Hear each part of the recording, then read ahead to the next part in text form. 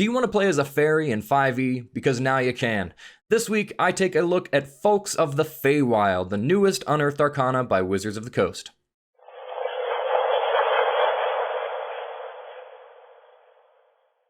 Hello players and GMs, and welcome to another video by Jetpack7. Before I get started with this video, I just want to remind you all to please like, comment, subscribe, and hit the notification bell. I've been enjoying reading all of your comments and interactions on my videos, and your opinions have been very, very helpful in helping me form what videos to do next, as well as how I can improve my videos. So thank you all very, very much for participating in the channel. Also, our next book, Blackstorm Realms, is still in beta, so if you want to be a part of that and see these beta releases, then follow the link in the description and it will show you the way. But this week, I wanted to take a look at the UA that was released about a week ago at this point, Folk of the Feywild. It's an Unearthed Arcana about 4 playable races that are all based out of the Feywild, and I am a pretty big fan of it. I want to start doing these UA videos a bit differently than I used to. Instead of more of a reaction thing where I go through and look at it for the first time, I'm instead going to look through it beforehand and kind of formulate some thoughts on it so that I can give it more of a review, as the title would suggest, rather than a reaction. So even though these may not be the raw first impressions of it, it will be slightly more well-formed opinions. So, first things first, this is by Taimur Rahman, Ari Levitch, and Jeremy Crawford, and input from the rest of the D&D design team. We've seen these names before. Ari Levitch and Taimur Rahman have been involved in a lot of the more significant productions of D&D of late, and I've honestly been a huge fan of all of them. And this one is going to follow that trend, because I do like it a lot. To start off, they actually give some new rules for creating a character, even different than they've done in Tasha's, and I would expect that this is kind of the direction that they're going. So as you can see here, when determining your character's ability score increases, you increase one of the scores by 2 and a different score by 1. Or alternatively, you can increase 3 scores by 1. So in Tasha's, they allow you to kind of freely flip around whatever ability score increases happen. It seems like in the very near future, that rule is likely going to be changed to just being something similar to this, where there's just a base increase that you can do for every race. It doesn't matter which one you play, you're always going to be able to either increase one ability score by 2 and another one by 1, or 3 ability scores by 1. Or at least something very similar if they're not particularly fond of this method. I personally really like this idea because I never loved the restrictions of ability score increases. I felt like they kind of restricted the type of race that I could play with a certain class, and this just makes it even across the board. There's no one race that's going to be more, I don't know, potent, I guess, more min-max potential for a particular race. They're all going to have the same idea behind them when it comes to ability score increases. So I'm a big fan of that. There's nothing super important for the rest of it. There's language stuff, talks about choosing a language, and then the different creature types that are in there. There's a little design note right here, actually, that essentially just says you can do whatever you want with ability score increases.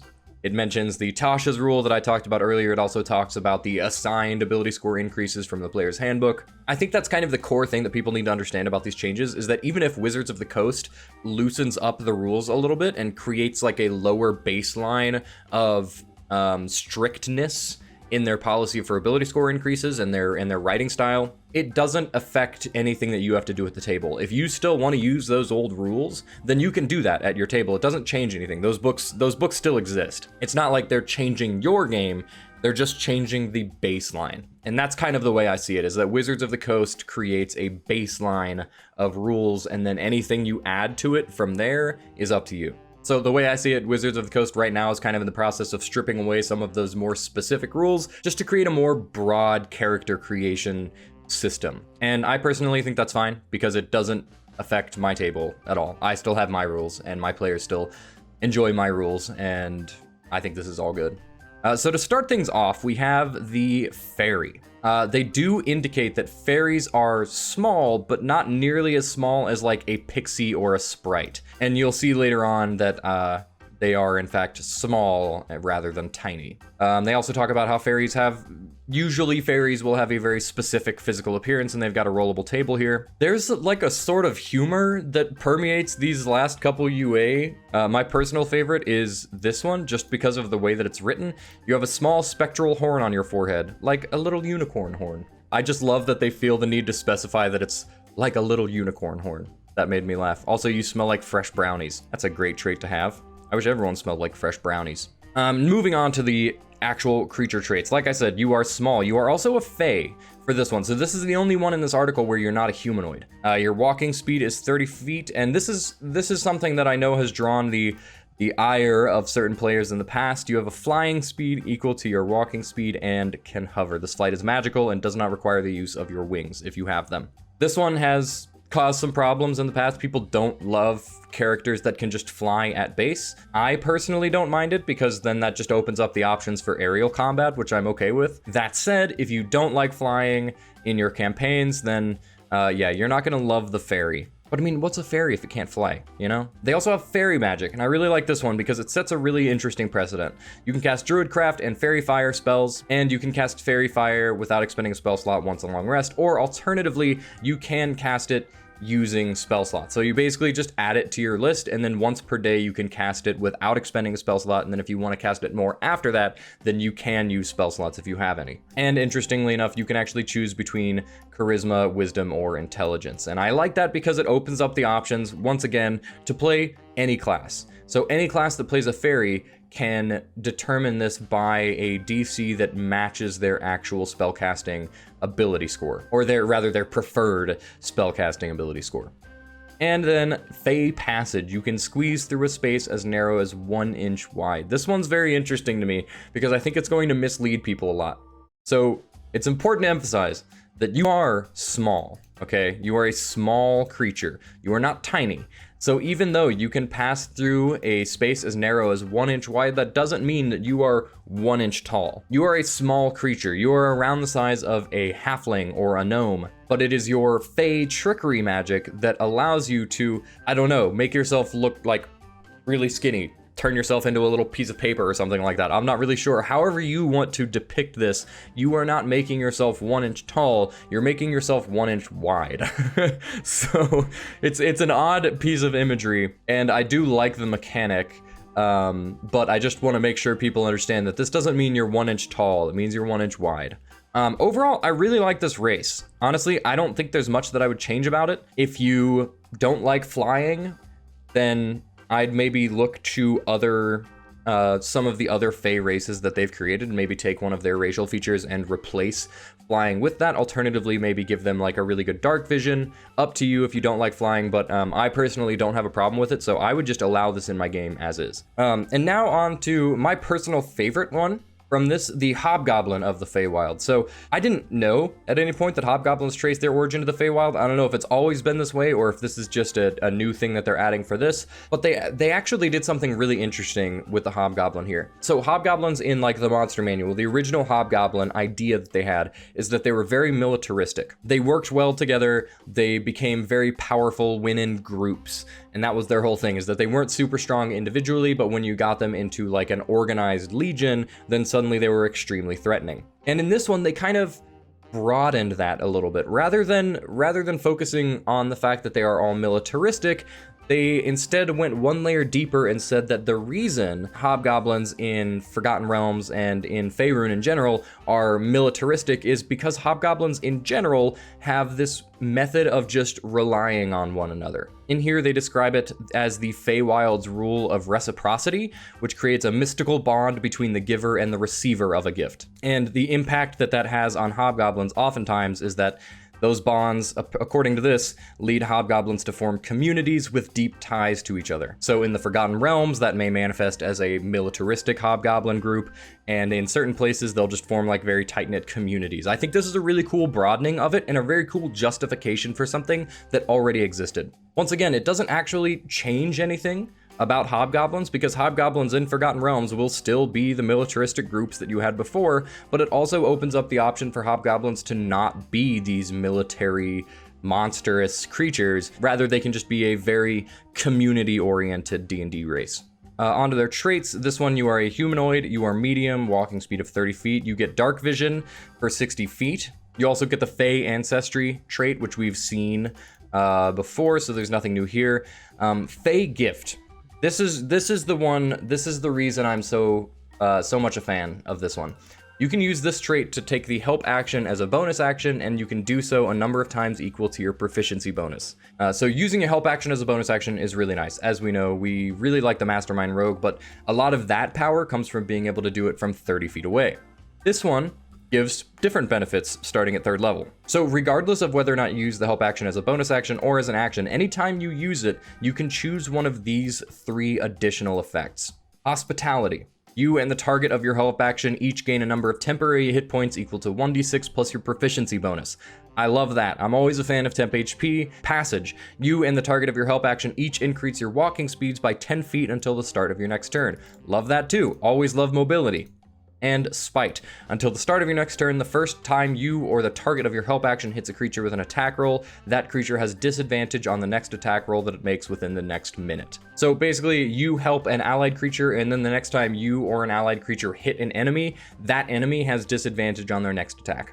I really, really like this because it really leans into the idea that hobgoblins are helping each other out, that they're community oriented. This leans into that very hard and is also a totally unique mechanic that we haven't really seen before. And then lastly, Fortune from the Many. If you miss with an attack roll or fail an ability check or saving throw, you can draw on your bonds of reciprocity to gain a bonus to the roll equal to the number of allies you can see within 30 feet of you, maximum of +5. You can use this trait a number of times equal to your proficiency bonus, gaining all expended uses at a long rest. So essentially, if you miss an attack, fail an ability check or saving throw, then you can pull from the strength of your allies, the strength that you're gaining. Basically, through the power of friendship, you can try to succeed.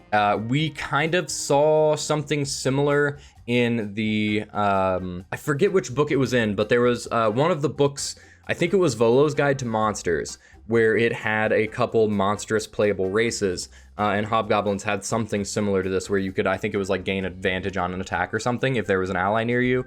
So this is pretty similar to that, but I honestly like this one more. It feels a little bit more interactive to me.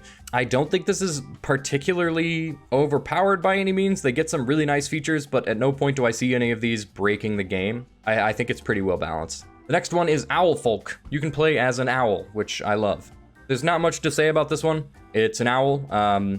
They say that you can be nocturnal, or maybe your character is simply prone to rise later, embodying the common nickname of Night Owl.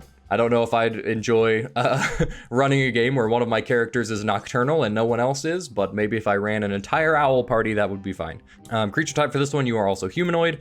For this one, you can actually choose whether you're medium or small. Your walking speed is 30 feet, and you have dark vision out to 90 feet. So this one actually gets a really nice dark vision, further than pretty much every other race. Makes sense, you're an owl. You also get magic sight. Now, this is something that they emphasized in this. Because of their ancestral tie to the Feywild, owlfolk can innately see the magic of their surroundings. So the way they interpreted this is that you can cast Detect Magic, but only as a ritual. I don't know why they added the ritual part necessarily. I feel like maybe just making it to where you can cast it once per day without expending a spell slot would be fine, but I guess being able to cast it as a ritual might be better, because then you can cast it as many times as you want. And then again, they do this thing where it can be any of the spellcasting abilities as well. And then once again, we have flight. Sorry, people who don't like flight. Flying speed equal to your walking speed. And then an interesting little mechanic here. When you fall, you can use your reaction to make a dex save DC 10 to stop falling and fly in place until the start of your next turn. I don't know if that's existed before. I always thought that when you're falling and you can fly, that you're not gonna fall because you can fly. I mean, it's like throwing a bird off a roof. They're not gonna plummet to the ground, right? Unless they're like severely injured. They're just gonna fly away. This almost feels unnecessary because maybe there's a rule that I don't know about, that if you can fly and that you're falling, then you can't stop yourself with your flight, which doesn't really make sense to me. So yeah, I'm not sure about this one. I would probably just get rid of it because yeah, I've never played with the assumption that flying creatures can fall anyway. So yeah, I don't know if I agree with that, but either way, it's there. And then Silent Feathers, you have proficiency in the stealth skill. I like that. I guess feathers are quieter than skin. I don't know, but I'm okay with it. There aren't many races, as far as I know of, that get proficiency in stealth. I don't know if there are any races that get proficiency in stealth, so I enjoy that. I know there are races that get proficiency in athletics, so this makes sense to start opening up the options and giving more proficiency in different for different races. But yeah, I really like the owl folk. I don't have any problems with it. I think it's pretty well balanced. It seems like it would be pretty cool to play. Yeah, it's just this little part right here seems a little questionable. And lastly, we have rabbit folk. You're a rabbit person. That's about it. There's not much more to say about that. Again, humanoid. Once again, you can choose between medium or small. Your walking speed is 30 feet. Hair trigger. This is another moment of that humor. The pun comes through. Hair trigger. Yeah, hair like a rabbit. Okay. And you add your proficiency bonus to your initiative rolls. Makes sense to me, pun aside. I have no problem with that. I think that's a fun mechanic, honestly. So I like that. Leporine senses. You have proficiency in the perception skill. We're adding proficiencies to skills based on race. Totally fine with all that. Lucky footwork. When you fail a dexterity saving throw, you can use a reaction to roll a d4 and add it to the result, potentially turning the failure into a success. I really like this. It doesn't seem ridiculously strong, but it is obviously very potent because you're going to be making a lot of dex saves throughout the game, and this gives you the potential of succeeding where normally you'd fail, and it makes sense because I'm sure rabbits are rather dexterous. But lastly, we get to a bit of a problem child with rabbit hop. Once during each of your turns, when you walk at least 5 feet, you can hop, rolling a d12 and moving that many feet in a direction of your choice. This extra distance doesn't cost movement, but you can hop only if your speed isn't 0. The reason this is problematic is because we measure movement in intervals of 5. So there are a lot of options on a d12 that would become awkward. I don't know exactly how they'd move around this. The solution to me would be to make it a little bit more similar to the Tabaxi feature where they can double their movement speed for a turn. Because yeah, rolling a d12 feels really awkward because like, so let's say you move 25 feet and then you use rabbit hop. You roll the d12 and it rolls a 2. So then you hop 2 extra feet. So now you've moved 27 feet. How do you measure that on a 5-foot square grid? And then in addition, you still have 5 feet of movement left. So then you can move 32 feet total over the course of your move. And that just feels so, I don't know, random. I feel like if they want to give rabbit folk this hop maneuver, then there has to be a consistent either 5 or 10 feet of extra jump distance that they can do. But clearly they wanted to add an element of variance in there. So off the top of my head, my immediate thought is that if you want to use rabbit hop, maybe you roll a d4, and then on a 1 or 2, you don't get any extra hop movement. On a 3, you get 5 feet, and on a 4, you get 10 feet.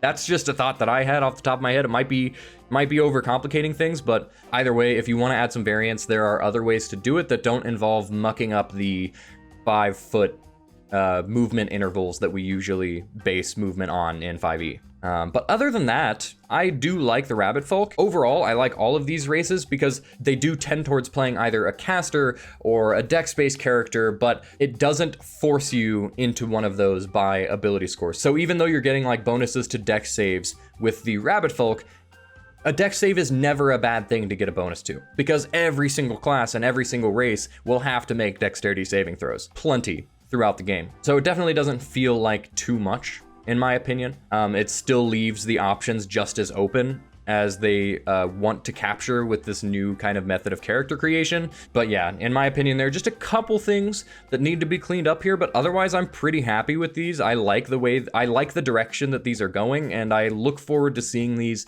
in books and in games, because I think they offer a good amount of variety, and the new direction that they're going with playable races and these like lineages and stuff like that, they make me want to play them. And that is something that I think was kind of missing from 5e before. So they're making them more unique, which I really, really enjoy. All right, so that was this last week's Unearthed Arcana Folk of the Feywild. Let me know what you all think in the comments below. If you liked this video, please consider liking it and subscribing to the channel. And of course, as always, thank you very much for watching, and I'll see you around.